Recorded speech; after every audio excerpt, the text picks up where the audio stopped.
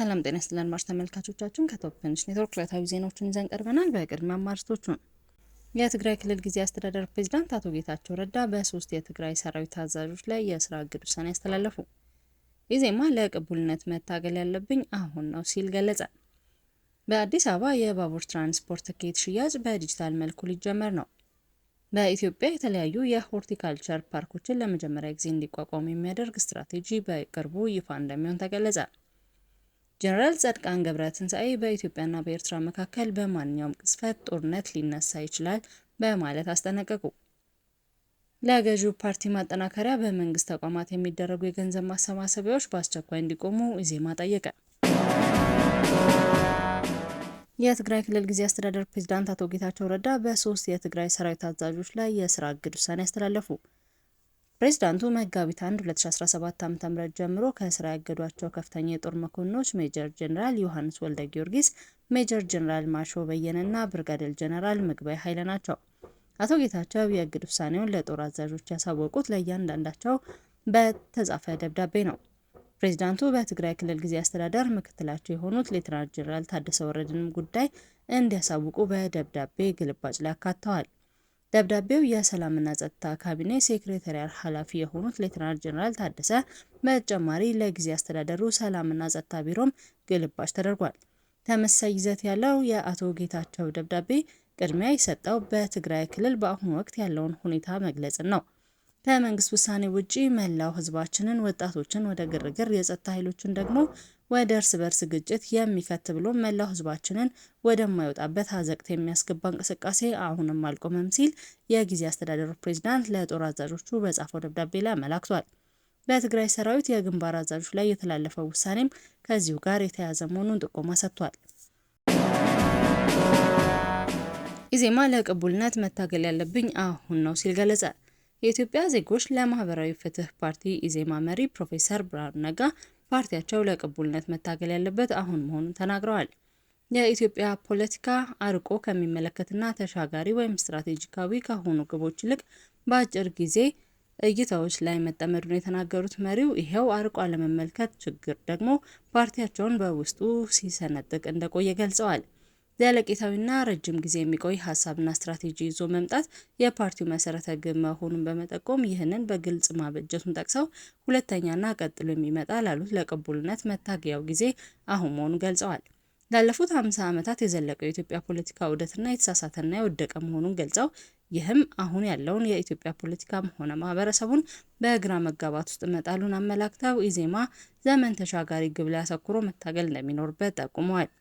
ከየካቲት 22 እስከ የካቲት 4 2017 ዓ.ም በቢሾፍቱ የኢዜማ ብሔራዊ ስራ አስፈጻሚ ኮሚቴ ስብሰባ ሲያካሄድ መቆየቱን ፓርቲው በይፋዊ የማህበራዊ ገጾቹ አመላክቷል።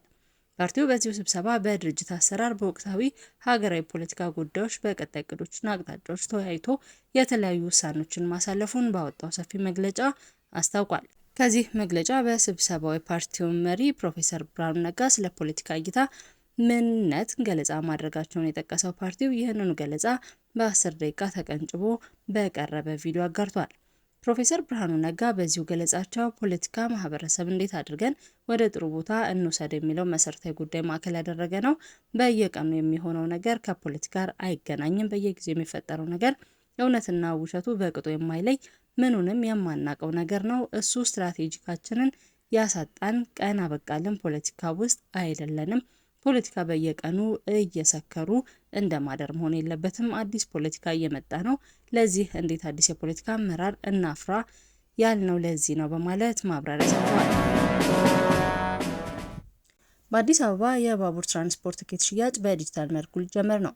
የአዲስ አበባ ቀላል ባቡር ትራንስፖርት አገልግሎት ድርጅት ከወረቀት ትኬት ሽያጭ ወደ ዲጂታል ሽያጭ አገልግሎት ሊሸጋገር መሆኑን ገልጿል።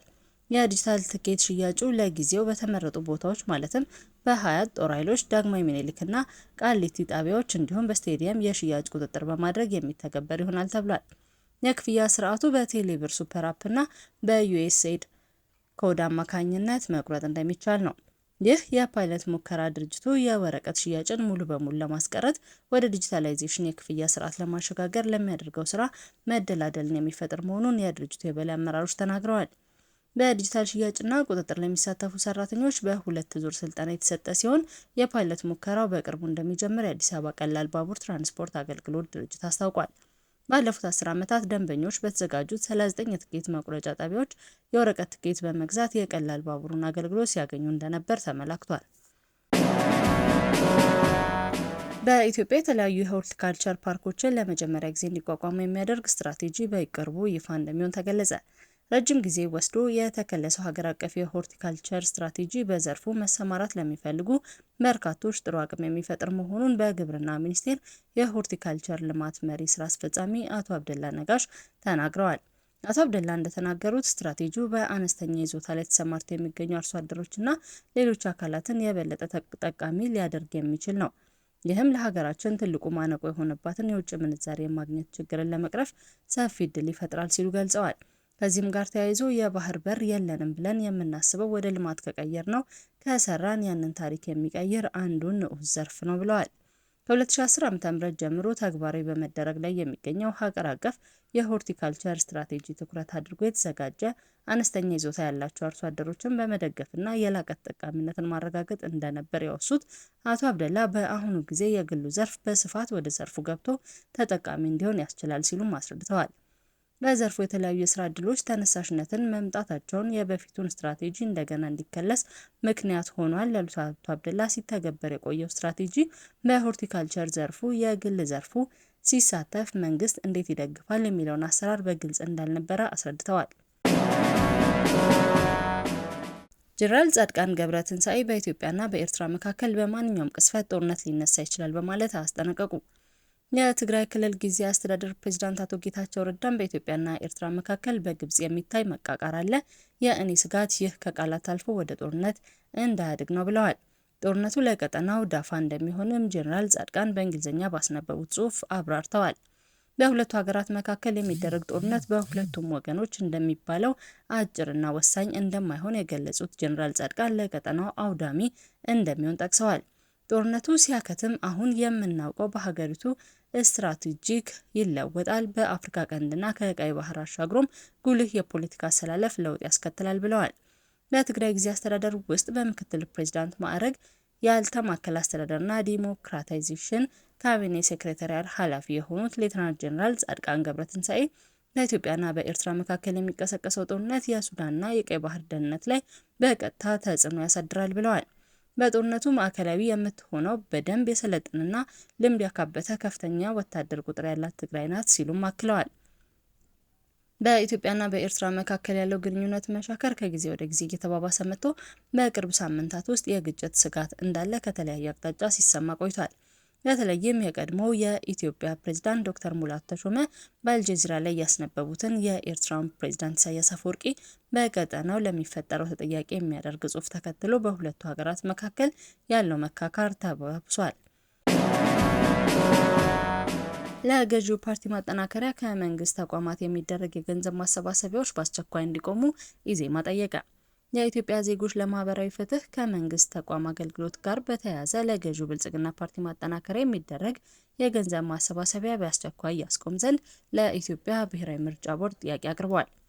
ብሔራዊ ምርጫ ቦርድ በገዢው ፓርቲ ላይ የሚወስደውን የእርምት እርምጃ ለህዝብ በግልጽ እንዲያሳውቅም ፓርቲው ጠይቋል። ኢዜማ ማክሰኞ መጋቢት 2 2017 ዓ.ም በወጣው መግለጫ ብልጽግና ፓርቲ ባለፈው ጥር ወር መጨረሻ ባካሄደው ጠቅላላ ጉባኤ ካሳለፋቸው ውሳኔዎች አንዱ ፓርቲውን ማጠናከር እንደነበረ አስታውሰዋል። ይህንንም ተከትሎ ዜጎች በውድም ሆነ በግድ የፓርቲው ማጠናከሪያ እንዲያዋጡ እየተደረገ መሆኑን ኢዜማ ባሰባሰበው መረጃ ለማወቅ መቻሉን ገልጸዋል። አድማጭ ተመልካቾቻችን ከቶፕ ኒውስ ኔትወርክ ለዕለቱ ያዝናቸው ዜናዎች እነዚህ ነበሩ። መልካም ቆይታ።